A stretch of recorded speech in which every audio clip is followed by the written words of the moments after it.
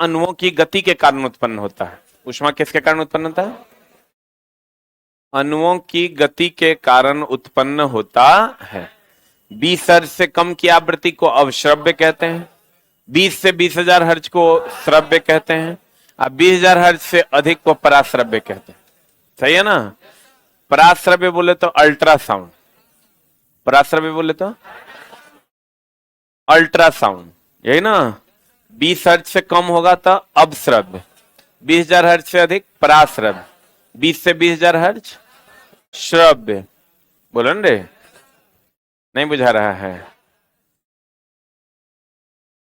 अब देखो, गर्मी लग रहा है। बकचोदा। ध्वनि एक प्रकार का क्या है? कंपन, जो अणुओं की गति के कारण उत्पन्न होता है। क्लियर है? हाँ, अब आते हैं चला विद्युत चुंबकीय तरंग, जिसे हम नग्न आंखों से नहीं देख सकते। सभी विद्युत चुंबकीय तरंगे अनुप्रस्थ तरंगे हैं। कौन तरंग है? और इसका वेग 3 गुना 10 पर पावर 8 मीटर पर सेकंड होता है। गा ए पौद्री अशुरेधी गामा एक्स पराबैंगनी दृश्य अवरक्त सूक्ष्म रेडियो और दीर्घ, यही ना विद्युत चुंबकीय तरंग? विद्युत चुंबकीय तरंग का लिस्ट है गा ए पौद्री अशुरेधी। सबसे कम तरंग दैर्ध्य किसका होता है? गामा। आज शाम वाला टेस्ट में क्वेश्चन है, सबसे कम तरंग दैर्ध्य किसका होता है? गामा का। और सबसे ज्यादा दीर्घ का। सही है ना? कैंसर के उपचार में गामा। रिमोट से निकलता है अवरक्त। रिमोट से क्या निकलता है? क्लियर है? माइक्रोवेव ओवन में सूक्ष्म तरंग। सही है? सोनार में अल्ट्रासाउंड, रेडार में रेडियो तरंग। रेडियो तरंग की खोज मार्कोनी ने किया। पराबैंगनी किरण की खोज रिटर ने। दृश्य किरण की खोज न्यूटन ने। बोलो, एनी डाउट? एक फॉर्मूला पढ़ाया हम, ई बराबर एच न्यू, ई बराबर एच सी बाई लेमडा। याद है ना? न्यू बराबर c by lambda. H Planck's constant है। एच क्या है? बहुत बढ़िया बात। तू है तो मुझे और क्या चाहिए। वाह, गाने का लुत्फ उठाते हुए पढ़ाई पर कंसंट्रेट करें। आइए हम आज की कक्षा को प्रारंभ करते हैं।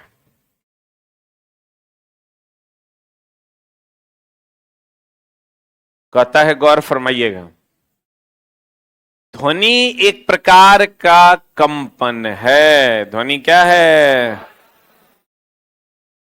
ध्वनि, नितेश कुमार जी, ध्वनि एक प्रकार का क्या है? कंपन है, जिसकी उत्पत्ति अणुओं की गति के कारण होता है।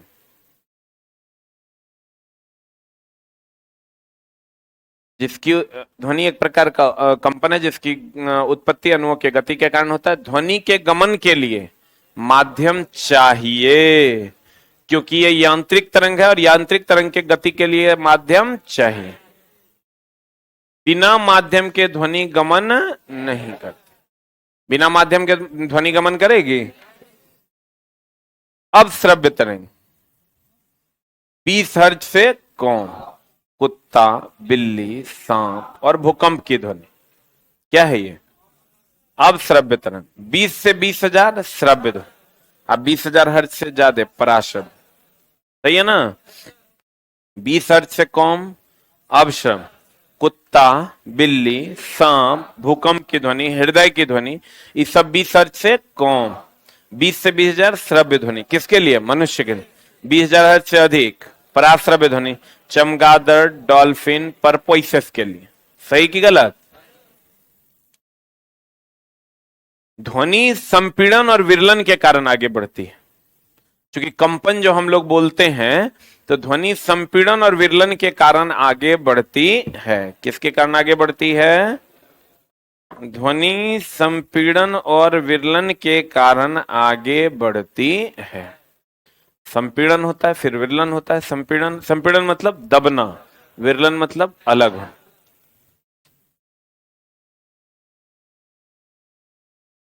पराश्रव्य ध्वनि किसके द्वारा जनरेट की जाती है? दाब विद्युत प्रभाव, पीजो इलेक्ट्रिक इफेक्ट के द्वारा। इसको पहली बार जनरेट किया था गॉल्टन नामक वैज्ञानिक ने। किसने? सीटी बजाकर। हाँ, बहुत दिन के बाद क्लास आया है, आया ना? हाँ, कितना दिन बाद? 10-12 दिन बाद। हाँ, मुंहे तो चोर जैसा लग रहा है। हम जब पिछला बात कहेंगे जे जान रहा कहेगा हाँ, अजय जान रहा है गोल्टन के सिटी का। हाँ, गोल्टन गोल्टन गोल्टन। जब किसी क्रिया में वायु का तापमान, हाँ हाँ हाँ, एकरा में झोल है। देखो चलो, अगर कहते हैं हम लोग सम न्यूट्रॉनिक, क्या कहते हैं? सम न्यूट्रॉनिक।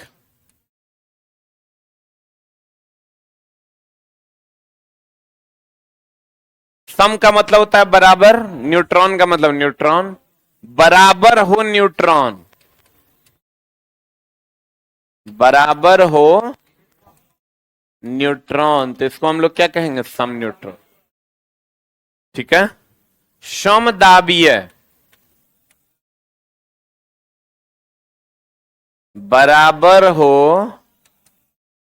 दाब, तो इसको हम लोग क्या कहेंगे? सम न्यूट्रॉनिक। समदाबीय। सम आयतनिक, बराबर हो आयतन, इसको क्या कहेंगे? सम आयतन। बुझा रहा है? समतापीय,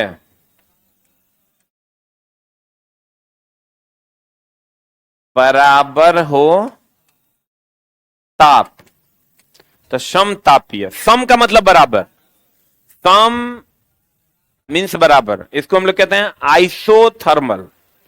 समतापीय। सम का मतलब बराबर, तापीय मतलब ताप, बराबर हो ताप जिसका, समतापीय। सम आयतनिक, बराबर हो आयतन जिसका। समदाबीय, बराबर हो दाब जिसका। सम न्यूट्रॉनिक, बराबर हो न्यूट्रॉन जिसका। उसके बाद कहेगा रुद्धोष्म, आइडियाबेटिक। रुद्धोष्म का मतलब होता है बराबर हो ऊष्मा जिसका। ताप और ऊष्मा में डिफरेंस ना है, ऊष्मा के कारण ताप होता है, याद है ना? पानी के कारण लेवल होता है, ऊष्मा के कारण ताप होता है। तो जल्दी से लिख लो इसको। तू है तो मुझे, जल्दी लिख। आपको कैसे पता चला यहाँ के बारे में? यूट्यूब पे आप हमारे फॉलोअर हैं? वाह, तब महाराष्ट्र से चले आए। बिहार आने में डर नहीं लगा?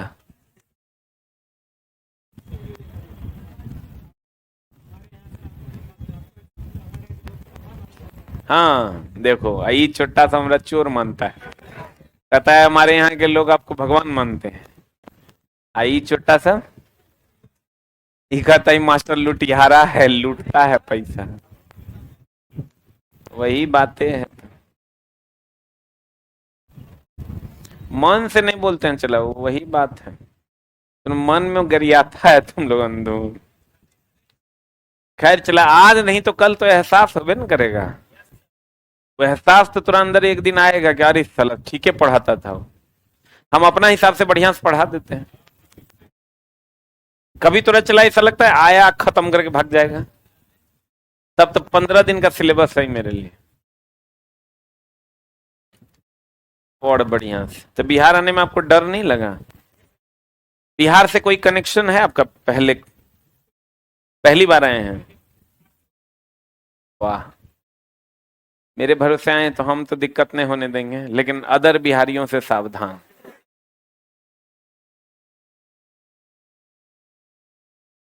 मेरे तरफ से दिक्कत नहीं है, लेकिन बाकी जो बिहारी हैं दिक्कत, मतलब उतरा जुगाड़ लगाएगा ठगने का। बिहारी कुछ भी मांगे उधर देना नहीं है, ठीक है ना? क्योंकि वो ले लेगा तो फिर लौटा के देने की संभावना बहुत कम है। बाकी कोई दिक्कत नहीं, देखो मराठी पढ़ रहा है, उस एक गो आया था, अभी तक में 40 गो आ चुका। हो गया? देखो चला, अब तुम कहोगे कि अरे मास्टर इस सब में क्या पूछेगा जो तू इतना लिखा दिया, सम न्यूट्रॉनिक न्यूट्रॉन समान, सम दाबीय दाब समान, सम आयतनिक आयतन समान, सम तापीय ताप समान, ये सब पूछबे नहीं करेगा, खाली है ही पूछेगा, क्योंकि इससे पते नहीं चलता है क्या समान। रुद्धोष्म परिवर्तन में ऊष्मा का आदान प्रदान नहीं होता है, इसमें बराबर कांस्टेंट होता है ऊष्मा। कौन कांस्टेंट होता है? ऊष्मा। कौन कांस्टेंट होता है? ऊष्मा कांस्टेंट होता है। क्या कांस्टेंट होता है? चला अब देखो, न्यूटन को तो जानवे करते हो, एक नंबर का छोड़ू था। वाह, आइए आज इस छोड़ू की एक और कहानी हम लोग सुनते हैं। न्यूटन से पूछा गया कि ध्वनि क्या है। कुछ होता था सबसे पहले लोग एक पास जाता था कि बताइए ध्वनि क्या है। तो न्यूटन को लोगों ने कहा कि जब ध्वनि गमन करती है, जब ध्वनि ना हवा में गमन करती है। न्यूटन का स्टेटमेंट है, संभल के लिखना, एक तो अपने ही झूठ बोलता था, ऊपर से हम गलत लिख देंगे, गड़बड़ा जाएगा। जब ध्वनि हवा में गमन करती है तो ताप नियत रहता है। ताप नियत रहता है मतलब कौन परिवर्तन? रुद्धोष्म। समतापीय। जब ध्वनि हवा में गमन करती है तो क्या नियत रहता है? ताप नियत रहता है। ठीक है, या यूं कहें, जब ध्वनि हवा में गमन करती है तो अनुदैर्ध्य होती है। क्या होती है? चला, और ताप नियत रहता है। क्या नियत रहता है? अर्थात समतापीय ना। इस आधार पर जो ध्वनि का वेग आया वो था 280 मीटर पर सेकेंड। अब प्रैक्टिकल मान जो था चला, ये था 332 मीटर पर सेकेंड। तो प्रैक्टिकल मान के बराबर था क्या? इक्वल था कि नॉट इक्वल था? तो यार लोगों ने कहा कि भाई तो तू गलत बोल रहा है। इस आधार पर तुम्हारे हिसाब से अगर जाएंगे कि हवा में ध्वनि तरंग अनुदैर्ध्य और ताप नियत रहता है तो 280 आ रहा है, 332 कैसे हो जाएगा? प्रैक्टिकल मान गया तुम बराबर नहीं हो, तो नहीं मानेंगे तो हर बात। तू कहा कि मानना है तो मानो, नहीं मानना है नहीं मानो, है ना। तो फिर कुछ दिनों के बाद न्यूटन का ही एक शिष्य था जिसका नाम था लाप्लास। लाप्लास ने इसमें करेक्शन किया, जिसको लाप्लास करेक्शन के नाम से जाने लगा। इन्होंने कहा कि चचा ने जो कहा है, जब ध्वनि हवा में गमन करती है तो अनुदैर्ध्य है। चचा की बातें सही है। कौन चचा की? चुट्टा कहेंगे, ददो से 300 साल बड़ा था ये। लेकिन जब ध्वनि गमन करती है तो ताप नियत नहीं रहता है, ऊष्मा नियत रहती है। और इस आधार पर जो इन्होंने वेग निकाला वो 332 मीटर पर सेकंड। तो गुरु की बातों को अगर कोई सत्य कर पाया तो वो उसका शिष्य था। किसी भी गुरु का गुरु कौन होता है? उसका शिष्य, जो उससे भी अच्छा सोच सकता है। तो चला, लाप्लास का लेकिन कहीं नाम है? इसका मतलब तुम समझ लो, तुम कुछो करेगा नाम हमरे होगा, है नहीं? अरे कभी सुना है लाप्लास? अभी हम कह रहे हैं, तुम सुन लेगा। तुम कुछ भी करेगा लोग कहेगा इसके जहां से पढ़ा इसीलिए हो गया, लेकिन मजाक में नहीं लेना, ठीक ना। और न्यूटन का नाम सब जानता है। वो अलग बात है कि न्यूटन एक नंबर का फेंकू था। अभी तू हमरा पे लागू नहीं कर देना। देखो हम लोग चला पढ़ाई को एंटरटेनिंग बनाने के लिए कुछ चीजें बोली जाती है जिसका वास्तविक घटना से कोई लेना देना नहीं होता, नहीं तो तुमको पढ़ाई के प्रति इंटरेस्ट ही समाप्त हो जाएगा। इतना गर्मी में क्या बैठ के पढ़ता है। तो न्यूटन ने कहा कि जब हवा में ध्वनि, चलो न्यूटन तो महान था ही ना, अगर फिजिक्स का सबसे ज्यादा लॉ किसी ने दिया तो वो किसने दिया? न्यूटन। न्यूटन ने कहा जब ध्वनि हवा में गमन करती है तो अनुदैर्ध है। उनके शिष्य ने कहा जी गुरुजी ने जो कहा है वो एकदम सत्य है, जब ध्वनि हवा में गमन करती है तो अनुदैर्ध है। लेकिन गुरुजी ने एक जगह मिस्टेक किया, वो कहते थे ताप नियत रहता है अर्थात समतापीय है, हम कहते हैं ऊष्मा नियत रहती है अर्थात रुद्धोष्म है। अर्थात क्या है? रुद्धोष्म। आपको कहेगा न्यूटन के अनुसार ध्वनि का वेग कितना? 280 मीटर पर सेकेंड। लाप्लास के अनुसार कितना? 332। प्रैक्टिकली ध्वनि का वेग कितना? 332। प्रायोगिक मान, रियल मान 332। लेकिन कभी कभी चला ना 332 331 दोनों दे दो तो आंसर 331 मारना। हाँ 331। तुम लड़का है कि लड़की? लड़की जैसा बोलता है। 332 और 331 दोनों दे दे, क्या मारना है? 331। ऐसा क्वेश्चन पिछले बार एलपी में पूछा था। कहता है नोट, जब किसी क्रिया में वायु का तापमान नियत रहता है तो उसे समतापीय प्रक्रम आइसोथर्मल कहलाता है। सही कि गलत? आज जब किसी प्रक्रिया में वायु का तापमान बदलता है जबकि ऊष्मा नियत रहती है तो उसे हम कौन प्रक्रम कहते हैं?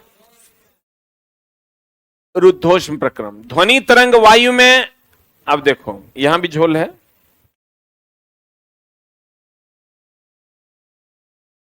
अच्छा बताओ, ध्वनि अधिकतर किसमें गमन करती है?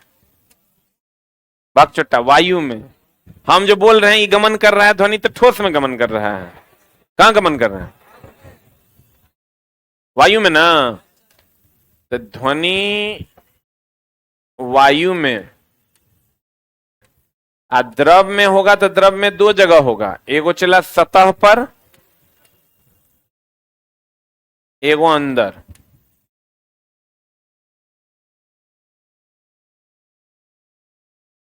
एक होगा गैस में, ठीक है? गैस में होगा, गैस इधर वायु हुई है क्या? इधर ठोस में होगा। अब देखो ये वायु हो गया तो गैस में हो गया, वायु हो गया तो क्या हो गया? द्रव के सतह पर द्रव टेढ़ा मेढ़ा होता है और द्रव के अंदर द्रव शांत होता है। ये पता है कि नहीं?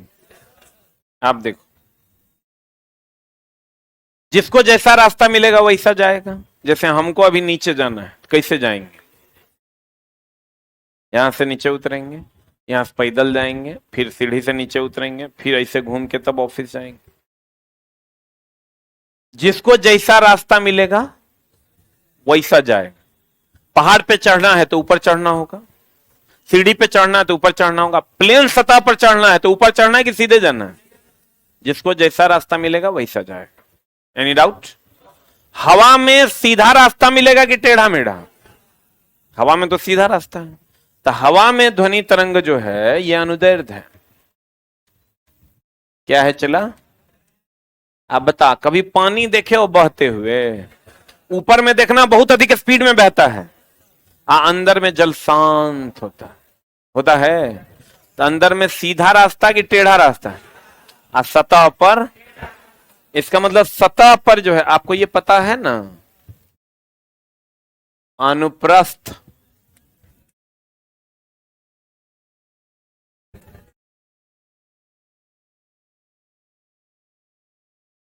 ये पता है ना?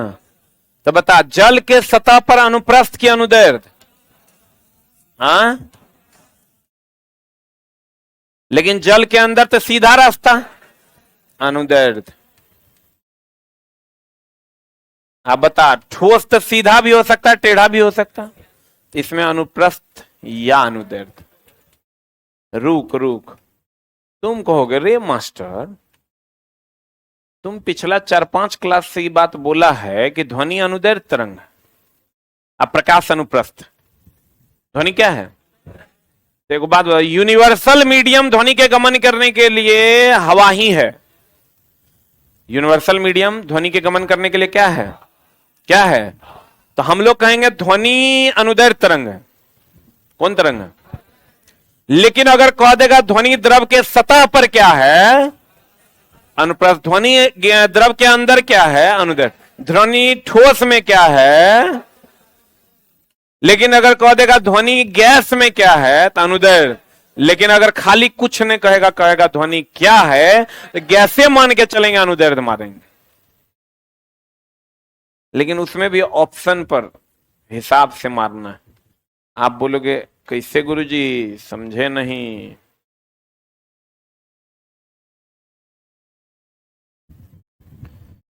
तू है तो मुझे प्यार क्या चाहिए। क्वेश्चन है, ध्वनि क्या है। क्या हुआ, हाँ, नीचे लिखना है, लिखल है। हम बताएंगे कहां लिखल, जे लिखना है चला वो हम बताएंगे, काहे टेंशन ले रहे। ध्वनि क्या है, एक ऑप्शन देगा अनुदैर्ध्य है, दूसरा ऑप्शन देगा अनुप्रस्थ है, तीसरा ऑप्शन देगा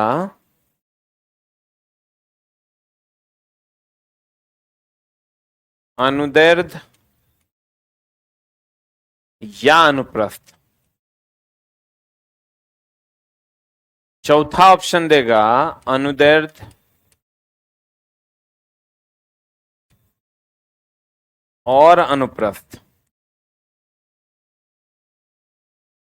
क्वेश्चन सेम है, खाली ऑप्शन बदल जाएगा। अनुदैर्ध्य है,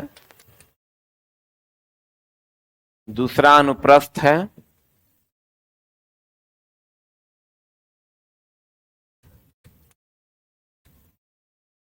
तीसरा विद्युत चुंबकीय तरंग है,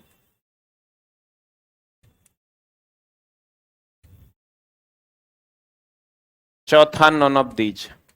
रुक, यहां पर आंसर सेम क्वेश्चन है, लेकिन यहां आंसर हो जाएगा अनुदैर्ध्य या अनुप्रस्थ, और यहां आंसर हो जाएगा अनुदैर्ध्य, नॉन ऑफ दीज नहीं होगा।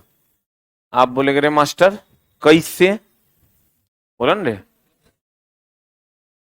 चूंकि यहां पर आप अनुदैर्ध्य या अनुप्रस्थ ये ऑप्शन चुन सकते हैं, इसका मतलब अब ये ध्वनि क्या है, क्वेश्चन पूछने का सेंस ये है कि आप ठोस द्रव गैस तीनों को कंसीडर करके बताइए। और अगर यहां एक दो अनुदैर्ध्य विद्युत चुंबकीय तरंग होगा नहीं, नॉन ऑफ दीज हमको नहीं लेना है, अगर अनुदैर्ध्य रहे ऑप्शन में तो 90% ध्वनि, 99% ध्वनि अनुदैर्ध्य है, इसलिए यहां अनुदैर्ध्य मार के काम चला लेना, नॉन ऑफ दीज नहीं मारना है।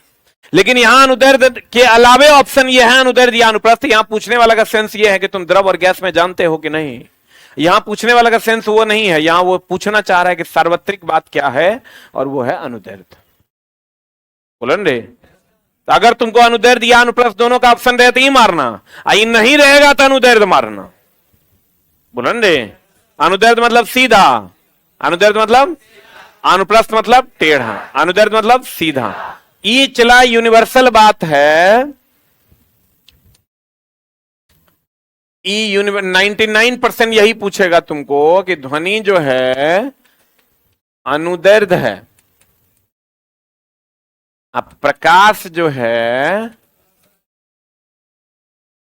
अनुप्रस्थ है। 99% यही सत्य है कि ध्वनि अनुदैर्ध्य है, अब प्रकाश क्या है, अनुप्रस्थ। बोलेंगे, लेकिन अगर कह देगा जल की सतह पर क्या है, जल के अंदर क्या है, ठोस में क्या है, तो फिर ध्वनि का केस बदल जाता है। लेकिन प्रकाश का कभी कोई केस नहीं बदलता है, प्रकाश हमेशा क्या है, अनुप्रस्थ। ये यूनिवर्सल बात है।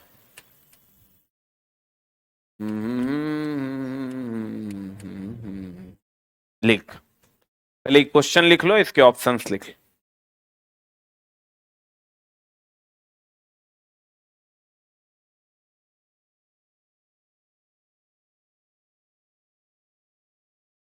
जी, कौन सर सर कर रहा है, बोलिए।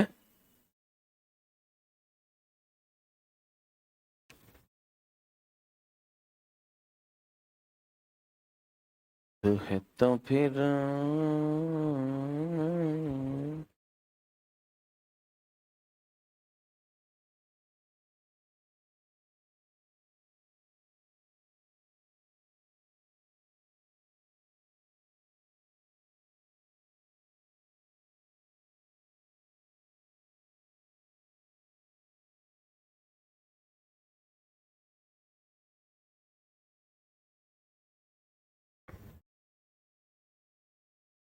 जो लोग भी चला पटना आते हैं, कोशिश कीजिए मंडे ट्यूसडे वेडनेसडे आए, फ्राइडे सैटरडे संडे ना आए।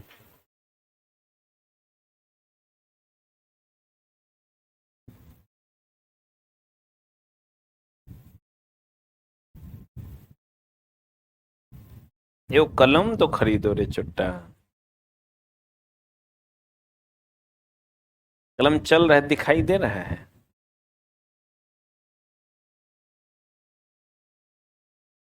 हो गया, हो गया।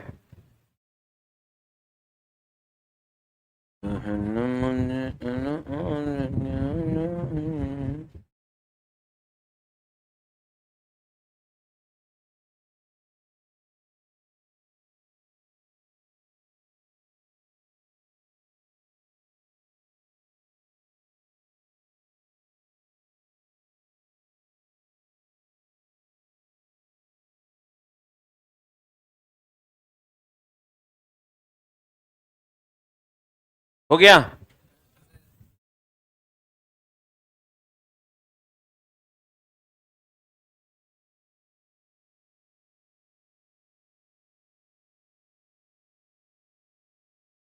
अरे हो गया।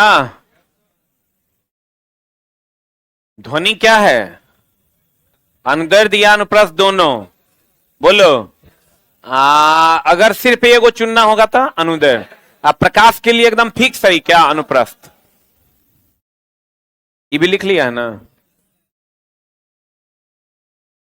ध्वनि तरंग वायु में क्या है? क्या है? जबकि द्रव के सतह पर क्या है? अनुप्रस्थ। तथा द्रव के अंदर क्या है? द्रव के अंदर द्रव शांत न होता है तो सीधा जाएगा। तथा ठोस में अनुप्रस्थ और अनुदैर्ध्य दोनों। यहां या कर लो चला। वो डिपेंड करेगा सीधा है कि टेढ़ा है।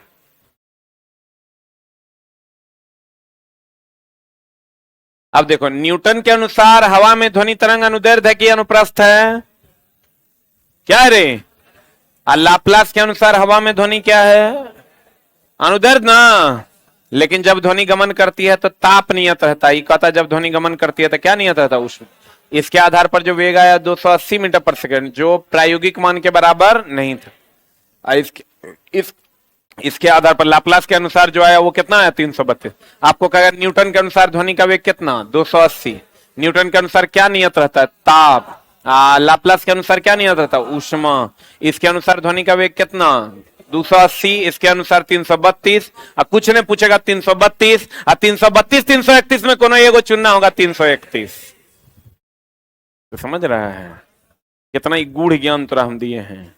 ये हमारा चला 4-5 साल पढ़ाए ना, तब जब क्वेश्चन आया, बोर्ड का आंसर आया, तब हम इसको खोजने लगे कि भैया 331 332 दोनों देगा तब की करेंगे? क्या मारेंगे? 331 मीटर पर सेकेंड मारना है अगर दोनों में से कोई एक चुनना है तो। न्यूटन के अनुसार ध्वनि की चाल होती है v बराबर under root P by D. P दाब हो गया, डी घनत्व हो गया। लाप्लास के अनुसार होता है v बराबर gamma P by D. But इसका कोई खास काम नहीं है, दोनों ने अलग अलग फॉर्मूला दिया था। अब है ध्वनि के लक्षण। ध्वनि के क्या लक्षण? ध्वनि के 3 लक्षण हैं, जिसमें पहला हम लोग पढ़ेंगे तीव्रता, दूसरा पढ़ेंगे हम लोग तारत। जैसे चला तीव्रता बोले तो इंटेंसिटी, तारत तो बोले तो पिच। अरे 15 पेज वाला पीडीएफ डाल दिया गया है, आप लोग चेक कर लीजिए। अब ध्यान दीजिएगा, आप लोग के पीडीएफ सेक्शन में 15 पेज वाला पीडीएफ डाल दिया गया है। एक बात बताओ चला कि किसी का आवाज कम दूर जाता है और किसी का आवाज ज्यादा दूर जाता है। कोई आदमी धीरे बोल ही नहीं सकता, वो जोरे बोलेगा, और कोई आदमी में आएगा धीरे ही बोलेगा। लड़की लोग यहां बोलेगी तो वहां नहीं सुनाई देगा, लड़का लोग यहां बोलेगा तो फट के आवाज वहां तक जाएगा। लड़का बोले तो ढोलक, लड़की बोले तो बांसुरी, हिजड़ा बोले तो क्या बोल रहा है? हीरा बोले तो ढोलक, अब बांसुरी के बीच में गिटार। अब देखो, ध्वनि तरंग की अगर हम बात करें, किसी की ध्वनि कम दूर जाती है, किसी की ध्वनि ज्यादा दूर जाती है, यह भी ध्वनि का एक लक्षण है। किसी की ध्वनि मोटी होती है, किसी की ध्वनि पतली होती है, यह भी ध्वनि का एक लक्षण है। जैसे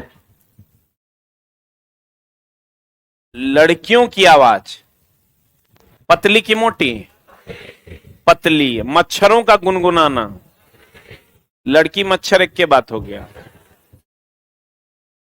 लड़कों की आवाज मोटा, मेढकों का टरटराना एक के बात हो गया, वो भी मोटा होता है। सिंह का गरजना, वो भी मोटा होता है। शरीर गीदड़ वाला लेकिन रहेगा सिंह की श्रेणी में। तो किसी की आवाज मोटी है, किसी की आवाज पतली है, यह भी एक लक्षण है। जैसे अभी कोई लड़का जैसे ही बोला ना, कुछ देर पहले हम इसको बोले, हे रे लड़की वाला आवाज, बोलो स्टैंड अप।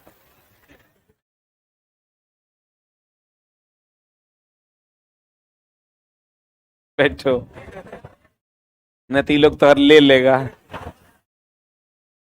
कहते हैं कोई किसी की ध्वनि कम दूर जाती है, किसी की ध्वनि ज्यादा दूर, अर्थात ध्वनि धीमा या प्रबल सुनाई पड़ता है। किसी की ध्वनि धीमी सुनाई पड़ती है, किसी की ध्वनि प्रबल सुनाई पड़ती है। यह ध्वनि का एक लक्षण है जिसको हम लोग तीव्रता कहते हैं। तीव्रता ध्वनि का वह लक्षण है जिसके कारण ध्वनि धीमा या प्रबल सुनाई पड़ता है।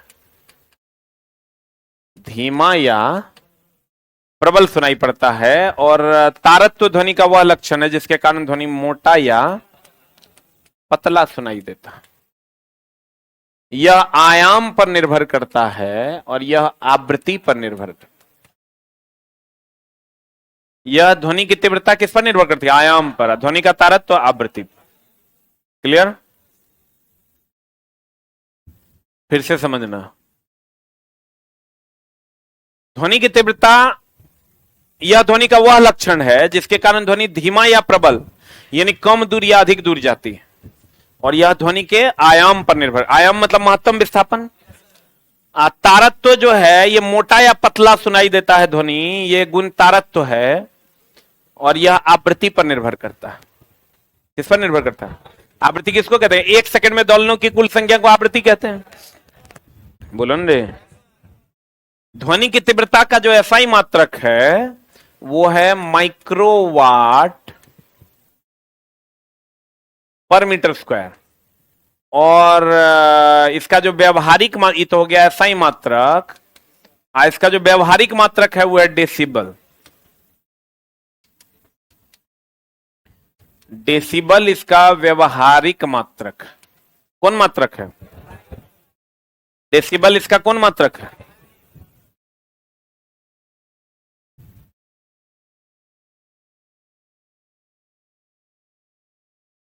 हाँ, गुड लक जी।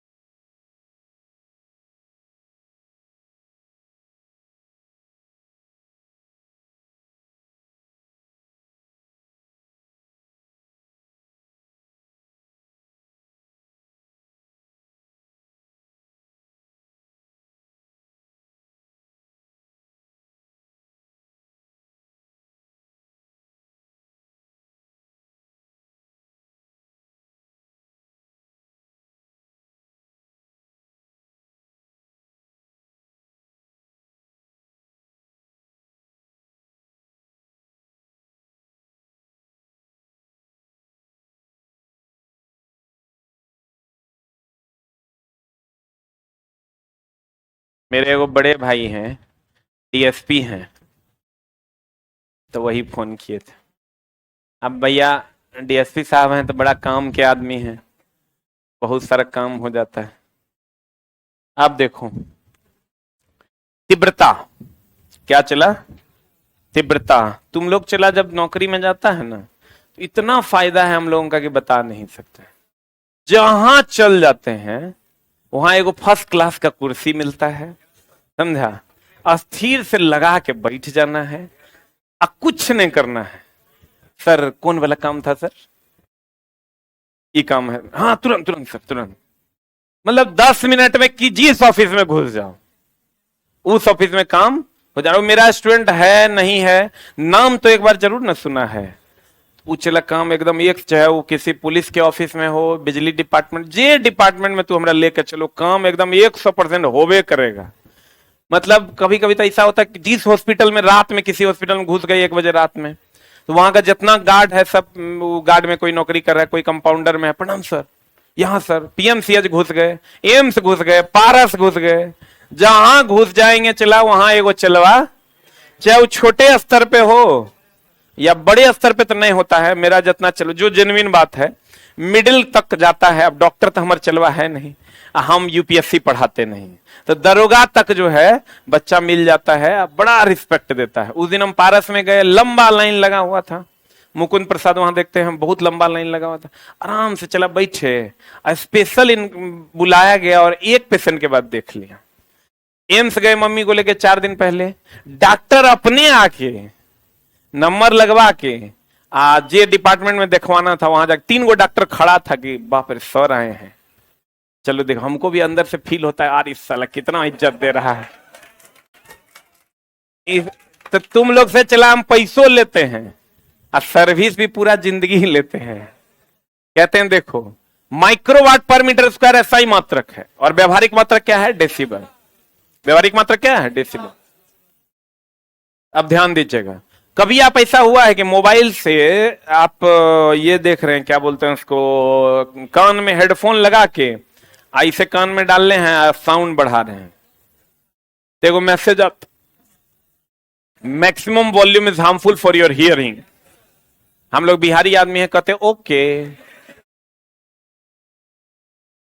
क्योंकि हम लोगों को उतना इंग्लिश बुझेबे नहीं करता है कि वो कह की रहा है। वो कह रहा है कि अधिक तीव्रता का ध्वनि अगर आप सुनते हैं तो ये आपके कान के लिए हानिकारक है, क्या मैं आपके कान की ले लूं? हम लोग कहते हैं ओके ले लो। WHO कहता है, वर्ल्ड हेल्थ ऑर्गेनाइजेशन कहता है कि 45 डेसिबल, कितना डेसिबल तक की ध्वनि मनुष्य के कान के लिए हानिकारक नहीं है। अभी जो हम तुमसे बात कर रहे हैं 30 से 35 डेसिबल है स्पीकर के साथ, नॉर्मल बात करेंगे तुमसे 30 से 40 डेसिबल होगा। अभी 35 से 40 50 डेसिबल हार्डली मान लो। फुसुर फुसुर बतियाएंगे तो 20 डेसिबल। फुसुर फुसुर समझता है ना, की हो रही है, हो रहे हो 20 डेसिबल। नॉर्मल बात महिला अगर नॉर्मल बात करेंगे 30 डेसिबल, स्पीकर पे बात करेंगे 40 डेसिबल। अब भारत में 45, भारत में विश्व में 45 डेसिबल तक की ध्वनि को हानिकारक ध्वनि नहीं माना जाता। और भारत में तो आप 60 से 80 डेसिबल से अधिक ध्वनि पर केस कर सकते हैं, कानून है इसका। अगर आपका पड़ोसी 60 से 80 डेसिबल से अधिक ध्वनि बजाता है तो आप उस पर केस दर्ज कर सकते हैं, लेकिन उससे कम में, इतना ध्वनि में कोई केस नहीं कर सकता। 40 डेसिबल है, हमको कोई आके अगल बगल वाला कहबो करता है केस कर देंगे, तो हम बुझ जाते हैं कि साला 80 डेसिबल थोड़े है जो तू केस कर देगा। जो दरोगा आएगा ओकरा कहेंगे ना कि भाई भारत की दंड संहिता में ये लिखा हुआ है कि 60 से 80 डेसिबल से अधिक ध्वनि पर कानूनी कार्रवाई की जाएगी, और हम लोग जो ध्वनि उत्पन्न कर रहे हैं वो बहुत हार्ड है, तो 40 से 45 डेसिबल। अब तुम समझो ना कि नॉर्मल बातचीत की ध्वनि 20 से 30 डेसिबल है ना, तो उससे थोड़ी ज्यादा है।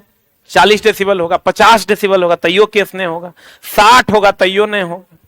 आज जो ऑर्केस्ट्रा प्रोग्राम होता है वो 110 डेसिबल, 110 डेसिबल, कहीं प्रोग्राम भोजपुरी गाना रहता है 110, उस पर चला कानूनी कार्रवाई होती है। एफआईआर नहीं सुनता है, फलना जगह ऑर्केस्ट्रा हो रहा था, एफआईआर हो गया। काहे? क्योंकि भैया भारत में 80 डेसिबल से अधिक की ध्वनि इलीगल है, आप उसको बजा नहीं सकते। इसका परमिशन है अगर कोई कंप्लेन ना करे तो। अगर कोई कंप्लेन कर देगा, नहीं देखता गांव घर में ऑर्केस्ट्रा प्रोग्राम हो रहा है, कोई कंप्लेन कर दिया। अब मेरे गांव में नाच हो रहा था, नाच समझता है, लौंडा नाच, अल्लाह रुदल वाला। तब पापा मेरे मंदिर पूजा कमेटी के अध्यक्ष हैं, तो हम भी घर गए तो उस बार कोविड के टाइम में कोविड था नहीं भी था, नॉर्मल हो चुका था, लेकिन कोविड का गाइडलाइन था कि एक जगह बहुत लोगों को जमा नहीं होना है। तो गांव में तो ये सब चलता नहीं है, कोरोना तोरोना लोग बहुत कम मानने लगा, बाद में लोग थेथरा गया, कह दो तो रहना। तो वो लोग बोला कि हम लोग नाच देखेंगे। तो पापा मेरे जो है दालों में हो, भातों में हो, बोले ठीक है देख लो। तो हम जाके कैंसिल किए कि नहीं होगा नाच, जब परमिशन नहीं है तो नाच नहीं होगा। तो 25,000 लोग एडवांस दे दिया था, हम बोले वो एडवांस हमरे से ले लो। तो बोला नहीं कुछ नहीं होगा। पप्पू बोले भाई तू ही काबिल बनता है। बात हो गया, आज चला वही हुआ, नाच स्टार्ट हुआ, लोग जमा हुए, पुलिस कंप्लेन हुआ। 11-12 बजे रात को डीएम को कोई फोन कर दिया, उधर से डीएसपी, एसडीएम, दरोगा, बीडीओ सब पहुंच गया। धाई से जो है एफआईआर दर्ज हुआ, हमारा बेल लेना है केस में। हम थे भी नहीं, हम घर पे सुतल थे। 353 का भी मुकदमा लगा दिया, कौन पापा का बेल फिर करवाए हम, जबकि इसमें पापा की कोई गलती नहीं थी। आप वीडियो भी ऐसा, मतलब और लोग भी बोले थे कोई बात नहीं धीरे धीरे करवाइए, कोई दिक्कत नहीं। तो जब आप भारत में 110 डेसिबल प्लस ध्वनि, अगर ऑर्केस्ट्रा प्रोग्राम वगैरह कोई भी अधिक ध्वनि वाली चीजें 11 बजे तक अलाउड है, 11 बजे के बाद आप नहीं बजा सकते। लेकिन फिर उधर चल जाएगा आप यूपी तरफ, तो वहां 3 बजे रात तक चलता है, वहां नाच होता है, तो 5 बजे भोर तक। तो कहते हैं अगर 45 डेसिबल, डब्ल्यूएचओ क्या कहता है, वर्ल्ड हेल्थ ऑर्गेनाइजेशन कहता है कि अगर किसी को आप 45 डेसिबल से अधिक की ध्वनि सुनाते हैं तो उसको ये बताइए कि ये तुम्हारे कान के लिए हानिकारक है, इससे तुम अंधा, बहिरा, पागल हो सकता है। अंधा, बहिरा, पागल हो सकता है। इसीलिए तुम देखना जब बेसी ध्वनि सुनता है ना, वो कान में हेडफोन नहीं हो रहेगा। तुम, मेरे क्लास में एगो स्वागत मोहंती था, वो कान में हेडफोन लगा कर अधिकतर गाना सुनता था। जब हेडफोन नहीं भी रहता था, गाना नहीं हो चलता, कहीं और गाना चल रहा था, मतलब समझ लो पागल हो गया है। 45 डेसिबल से अधिक की ध्वनि मनुष्य के कान के लिए हानिकारक है, इससे आदमी अंधा, बहिरा और पागल तीनों हो सकता है। क्लियर है? तो कहते हैं, गौर फरमाइएगा, हमने आपको क्या कहा कि अगर कितने डेसिबल से अधिक है, 45 डेसिबल, तो ध्वनि की तीव्रता क्या है? चला, तीव्रता है कि धीमा और कैसा सुनाई देना, प्रबल। तारत्व क्या है? मोटा या पतला। तीव्रता क्या है? कैसा सुनाई देना, धीमा और प्रबल। यह किस पर निर्भर करता है? आयाम। तारत्व किस पर निर्भर करता है? आवृत्ति। ध्वनि का तारत्व किस पर निर्भर करता है? आवृत्ति पर। ध्वनि का धीमा और प्रबल कोई अपनी जगह से नहीं लगा, ध्वनि का धीमा और प्रबल सुनाई देना क्या कहलाता है? तीव्रता। मोटा या पतला, तारत्व। तारत्व किस पर निर्भर करता है? आवृत्ति पर। और तीव्रता किस पर निर्भर करता है? आयाम पर। तीव्रता किस पर निर्भर करता है? आयाम पर। तारत्व किस पर निर्भर करता है? आवृत्ति पर।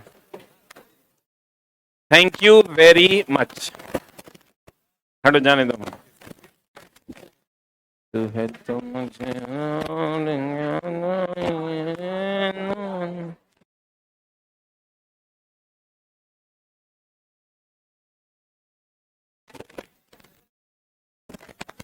अरे वो मराठी लड़का कहाँ गया? पीछे देखो तो मराठी लड़का है वो।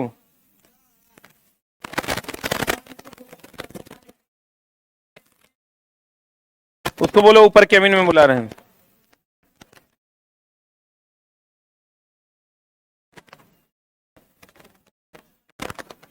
अरे